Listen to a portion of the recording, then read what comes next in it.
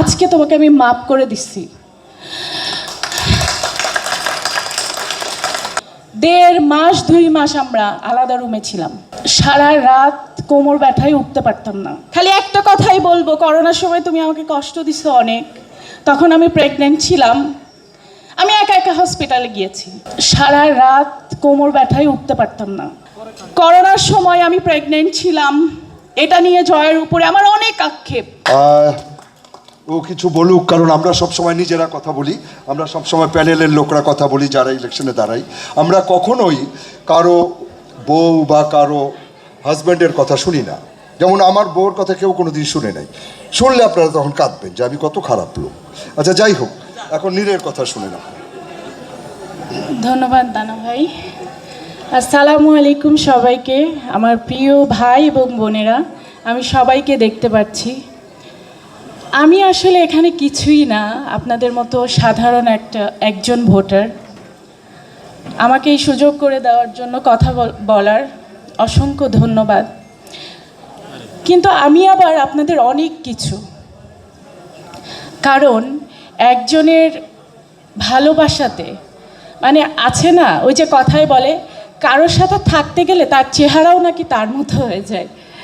তো এই ব্যাপারটা আমার মধ্যে কেন জানি হয়ে গিয়েছে যে জয়ের সাথে থাকতে গিয়ে জয়ের যে ভালোবাসাটা আপনাদের উপরে, সেই ভালোবাসাটাই আমার উপরে মানে আমি আপনাদের উপরে চলে এসেছে। এই শিবা শানু ভাইয়া, তাকে নিয়ে আসলে আমি বলে শেষ করতে পারবো না, কারণ আমি সবসময়ই দেখেছি ভাইয়া গোপনে মানুষকে সহযোগিতা করতে অনেক বেশি পছন্দ করে। এখন এসেছে সবার সামনে সবাইকে নিয়ে কাজ করার। আমি চাই যে শিবা শানু, জয় চৌধুরী প্যানেলকে আপনারা ভোট দিবেন। আর এখন বলবো আমার মানুষটার কথা। এই আমার মানুষটা যে কবে আপনাদের মানুষ হয়ে গিয়েছে, আমি আসলে এটা মানে আমি কখনো কখনো ফিল করি যে সে তার ফ্যামিলির থেকে এই শিল্পী সমিতির ফ্যামিলিকে হয়তো কোথাও বেশি ভালোবাসে। কখনো কখনো না আমি হিংসা হয়ে যাই, কেন এটা কেন করবে সে? আমি হসপিটালে থাকলে সে আমার কাছে না থেকে শিল্পী সমিতি ভাই বোন কোথায় কে হসপিটালে আছে আমার সামনে ফোন দিয়েছে, সে আমাকে ফেলে রেখে চলে গিয়েছে। তখন আমার অনেক কষ্ট হয়েছে, আমি অনেক কষ্ট পেয়েছি, কেন সে করবে? তো এই আমার মানুষটা কবে আপনাদের হয়ে গিয়েছে, এই আপনাদের মানুষটাকে না হারায় না। আমি জানি, আমি বুকে হাত দিয়ে একজন স্ত্রী হিসাবে বলছি, মনে প্রাণে আপনাদেরকে অসংখ্য অসংখ্য অসংখ্য, যেটা আমি বলে বোঝাতে পারবো না, আপনাদেরকে ভালোবাসে। এই ভালোবাসার প্রতিদান এই 3 তারিখে আপনারা দেখিয়ে দেন। আপনাদের কাছে আর কিছুই চাওয়ার নাই আমার।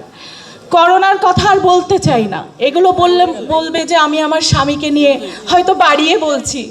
আমার যারা সাংবাদিক ভাইরা আছেন, যারা শিল্পী সমিতিতে আমাদের সম্মানীয় ভোটাররা আছেন, তারা তো দেখেছেন মাস্ক পরে, তার কিছু দেখা যায়নি, চোখও দেখা যায়নি, কিন্তু আপনাদের পাশে ছিল, জড়িয়ে ধরেছে।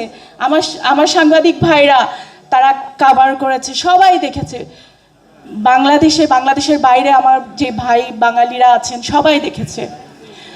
আমি আবারও আসলে কথা বললে কথার পরিপ্রেক্ষিতে চলে আসে, করোনার সময় আমি প্রেগনেন্ট ছিলাম, এটা নিয়ে জয়ের উপরে আমার অনেক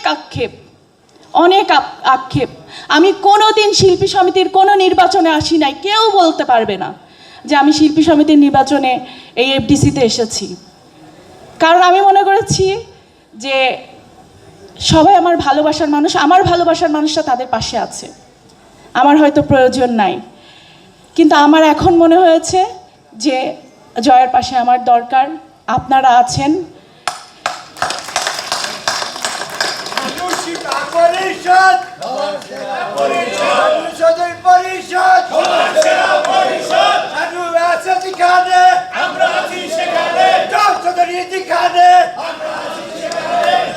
অনেক অনেক ভালোবাসা, কৃতজ্ঞতা। আমি আর আমার এই কথা বাড়াবো না, খালি একটা কথাই বলবো, করোনার সময় তুমি আমাকে কষ্ট দিছো অনেক। তখন আমি প্রেগনেন্ট ছিলাম, আমি একা একা হসপিটালে গিয়েছি, সারা রাত কোমর ব্যথায় উঠতে পারতাম না বিছানা থেকে। আমি একা একা ওয়াশরুমে গিয়েছি। ও কি করছে জানেন? সারাদিন আপনাদের সাথে করোনার ভিতরে ছিল, ভাইরাস লেগে যাবে, অন্য রুমে ছিল।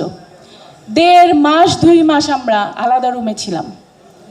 ও কি বলছে, নীর আমি আমার আর একটা ফ্যামিলি কেউ ছাড়তে পারবো না, তোমার পাশে তো আম্মু আছে, তোমার পাশে আমার শাশুড়ি আছেন, আমার আম্মু আছেন, কিন্তু আমার শিল্পীদের পাশে আমার দরকার, আমার জরুরি। সে ছিল। আজকে তোমাকে আমি মাপ করে দিচ্ছি, কারণ আমি দেখেছি তুমি যা করেছো, এর প্রতিদান আমার ভাইরা দিয়েছেন, তোমার পাশে আছেন, আমার বোনেরা দিয়েছেন, তোমার পাশে আছেন। আর ইনশাল্লাহ আমি এটা বিশ্বাস করি, শিবা শানু ভাই জয় চৌধুরীর পাশে তারা থাকবে, তারা আছে, এবং আমরা ভবিষ্যতে একসাথে এগিয়ে যাব। সবাইকে অসংখ্য ধন্যবাদ। সরি।